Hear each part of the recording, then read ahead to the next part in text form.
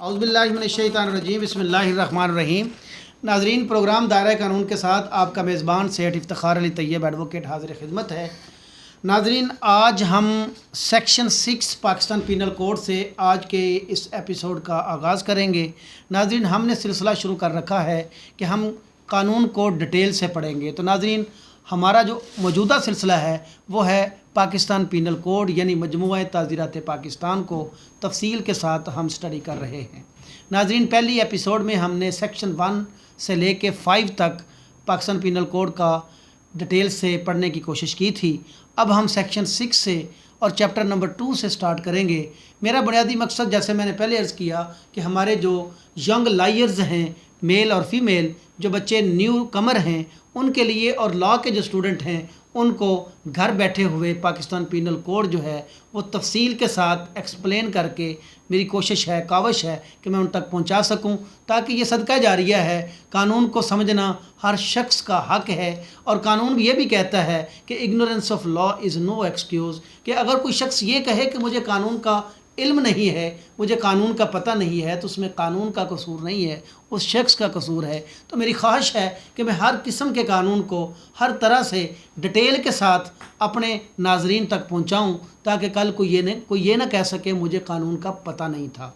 तो नाजरीन, पाकिस्तान के अंदर जो जुराइम हैं और उन जुराइम की तारीफ़ात क्या हैं, उन जुराइम की अक़साम क्या हैं और उनकी सज़ाएँ क्या हैं, ये हमें बताता है पाकिस्तान पीनल कोड। तो नाज़रीन, पाकिस्तान पीनल कोड को यानी मजमूआ ताज़ीरात पाकिस्तान को हमने तफसीलन मुतालिया करने का सिलसिला शुरू किया हुआ है। आज हम चैप्टर नंबर 2, जिसकी सेक्शन नंबर 6 से हम आगाज़ करते हैं।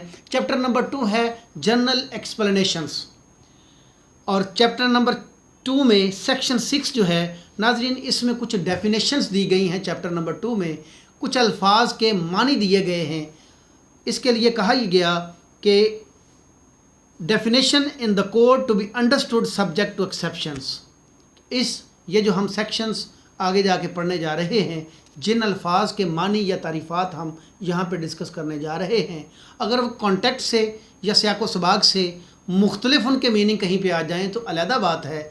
अदरवाइज़ इनके जो मीनिंग हम यहाँ पर पढ़ेंगे, जब हम इस पूरी किताब को पढ़ेंगे, पूरे ज़ाब्ते को पढ़ेंगे, पूरे मजमूआ ताज़ीरात पाकिस्तान को पढ़ेंगे, तो जो तारीफ़ात, जो मानी हम यहाँ पे डिस्कस करेंगे, पूरे ज़ाब्ते के अंदर हम उसी तरह ही उन अल्फाज के मानी मुराद लेंगे।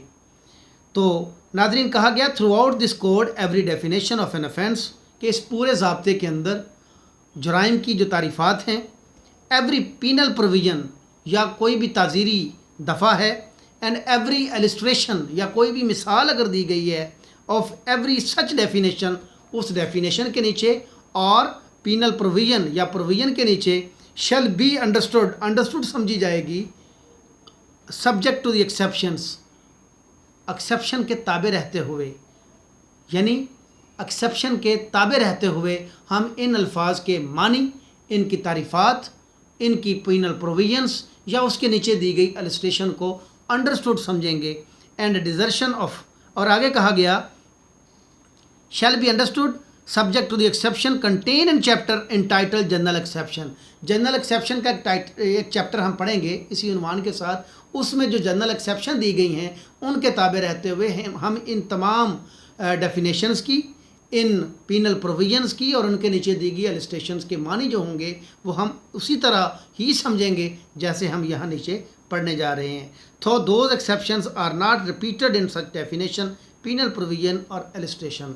नाजरीन, इस सेक्शन 6 में जो बात की गई वो ये कहा गया कि जो डेफिनेशंस किसी जुर्म की डेफिनेशन या किसी जुर्म की सज़ा के लिए पीनल प्रोविजन या उनके नीचे दी गई एलिस्ट्रेशन जो हैं, उनको हम ऐसे ही अंडरस्टूड समझेंगे जैसे कि वो यहाँ पे हमने स्टडी करनी है, बशर्ते के जनरल एक्सेप्शन का जो चैप्टर होगा उसमें दी गई जो जनरल एक्सेप्शन हैं, जो इस्तिस्ना हैं, मुस्तस्नियात हैं, सेक्शन 76 से लेके 106 तक, उनके ताबे रहते हुए हम तमाम जुराइम की जो डेफिनेशंस हैं, उनकी पीनल प्रोविजंस हैं और उनके नीचे दी गई इलिस्ट्रेशन जो होंगी उनको हम एज़ इट इज़ ही समझेंगे, हत्ता के सियाक़ो सबाक़ से उनका कोई और मीनिंग ना निकल आए।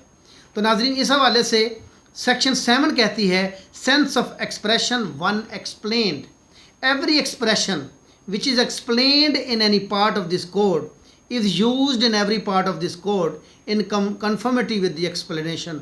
नाज़रीन, अगर कोई एक्सप्लेनेशन के लिए कोई एक्सप्रेशन किसी एक हिस्से में, इस ज़ाब्ते के किसी एक हिस्से में बयान किया गया है, तो वो अगर पूरे पीपीसी को हम गौर से देखेंगे तो हम उसको, उस एक्सप्रेशन को हम कंटिन्यूसली उसी तरह ही समझेंगे जिस तरह हमने एक बार उसको पढ़ लिया है। नाज़रीन, फिर सेक्शन 8 में जेंडर का लफ्ज़ इस्तेमाल किया गया। The pronoun he and its derivative, यानी he, she, it, they, them, his, her, उन सारी की बात हो रही है। Are used for any person whether male or female. नाज़रीन, जब हम ही, हिज, हिम इस्तेमाल करेंगे, यानी ही और उसके डेरिवेटिव को इस्तेमाल करेंगे इस पीपीसी के अंदर, उससे मुराद मेल के लिए भी वही अल्फाज होंगे और फीमेल के लिए भी वही अल्फाज होंगे। नाज़रीन, सेक्शन 9 बताती है नंबर, लफ्ज़ नंबर, यानी एक वर्ड है नंबर। नंबर से मुराद है unless the contrary appears from the context words importing the singular number including the plural number and words importing the plural number include the singular number. अगर इस PPC के अंदर एक सिंगुलर नंबर यूज़ किया गया, यानी एक सीगा वाहिद का इस्तेमाल किया गया, तो फिर उस सीगा वाहिद को सीगा जमा के लिए भी मुराद लिया जाएगा। और अगर पीपीसी के अंदर सीगा जमा का कहीं पे इस्तेमाल हुआ है तो उससे मुराद सीगा वाहिद भी लिया जाएगा। नाज़रीन, इसी तरह सेक्शन 10 में मैन और वुमेन के अल्फाज इस्तेमाल हुए, उनकी इस तरह से एक्सप्लेनेशन की गई। The word man denotes a male human being of any age, the word women denotes a female human being of any age. अगर इस पीपीसी के अंदर लफ्ज़ मैन का इस्तेमाल किया गया तो उससे मुराद एक दिन के बच्चे से लेके 100 साल 150 साल का एक एजड बाबा, वो भी मैन ही कहलाएगा। और इसी तरह अगर वुमेन का लफ्ज़ इस्तेमाल हुआ तो वो छोटी से छोटी उम्र से लेके बड़ी से बड़ी उम्र की जो औरत होगी उसके लिए वो लफ्ज़ इस्तेमाल किया जाएगा। नाज़रीन, सेक्शन 11 में पर्सन लफ्ज़ इस्तेमाल किया गया। The word person includes any company और एसोसिएशन और body of persons weather incorporated और नॉट। नाज़रीन, सेक्शन 11 में लफ्ज़ शख्स इस्तेमाल हुआ। हमारे जहन में है कि पर्सन से मुराद किसी एक ह्यूमन बीइंग का नाम लिया जाता है, लेकिन यहाँ पे ह्यूमन बीइंग के साथ साथ कहा गया कि इसमें इंक्लूड्स हैं, इसमें शामिल हैं कोई भी कंपनी या कोई भी एसोसिएशन और कोई भी बॉडी ऑफ पर्सनस, यानी अशख़ास का मजमूआ भी शख्स कहलाएगा। वेदर इनकॉर्पोरेटेड और नॉट, वो कंपनी, वो एसोसिएशन या बॉडी ऑफ पर्सन, चाहे वो इनकॉर्पोरेटेड है या नहीं है, वो शख्स के लिए, लफ्ज़ शख्स के लिए वो इस्तेमाल किए जा सकते हैं। तो नाज़रीन, सेक्शन 12 में लफ्ज़ इस्तेमाल किया गया public.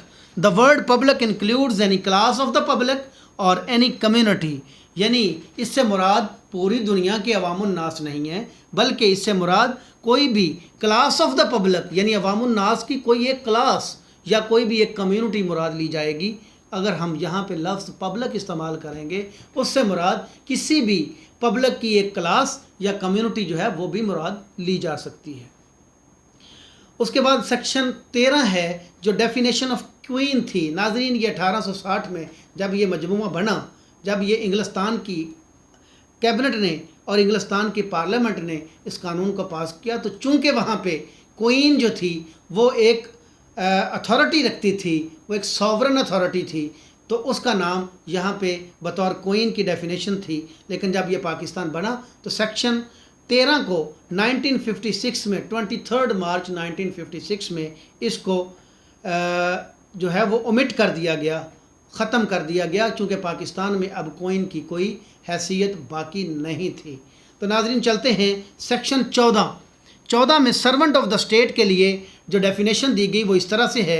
The word servant of the state denote all officers और सर्वेंट्स कंटिन्यूड अपॉइंटेड और एम्प्लॉयड इन पाकिस्तान बाय और under the authority of central government और एनी प्रोविंशियल गवर्नमेंट। नाज़रीन, इसमें कहा गया कि सर्वेंट ऑफ द स्टेट यानी स्टेट के जो खादमेन हैं उनमें कौन कौन से लोग शामिल हैं। ऑल ऑफिसर्स, तमाम अफसरान, और सर्वेंट्स, तमाम मुलाज़मीन, कंटिन्यूड, जो कंटिन्यू हैं, जारी हैं, अपॉइंटेड, जो अपॉइंट किए गए हैं, और एम्प्लॉयड, जो मुलाजमत रखते हैं, इन पाकिस्तान, पाकिस्तान के अंदर, बाय और under the authority of the central government और प्रोविंशियल गवर्नमेंट, चाहे वो वफाकी हुकूमत के ताबे हैं या वो सूबाई हुकूमत के ताबे हैं, वो तमाम के तमाम जो हैं वो क्या कहलाएंगे, वो सर्वेंट ऑफ द स्टेट कहलाएंगे।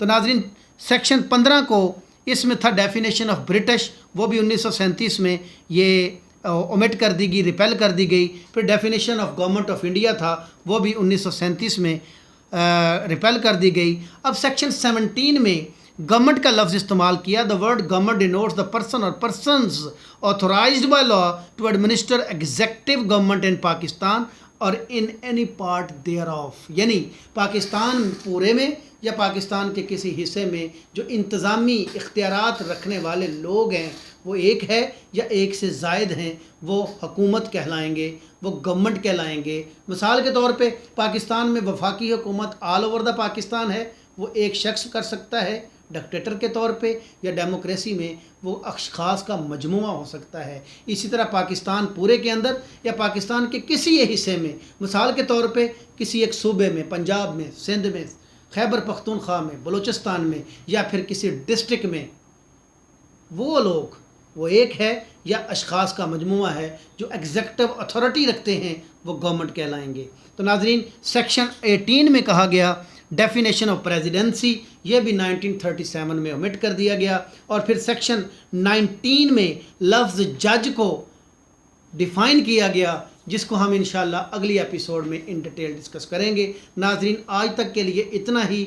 अपने मेज़बान सेठ इफ्तिखार अली तैयब एडवोकेट को आज तक के लिए इजाज़त दीजिए। हम इस सिलसिले को इंशाल्लाह बशर्ते ज़िंदगी कंटिन्यू रखेंगे। अल्लाह ताला आप सब का हामी नासर हो, मेरा भी हामी नासर हो। हमें अल्लाह ताला बेहतर से बेहतर तरीके से आप तक कानून की बातों को आसान तरीन ज़बान में फ़हम में पहुँचाने की तौफ़ीक़ अता फ़रमाए।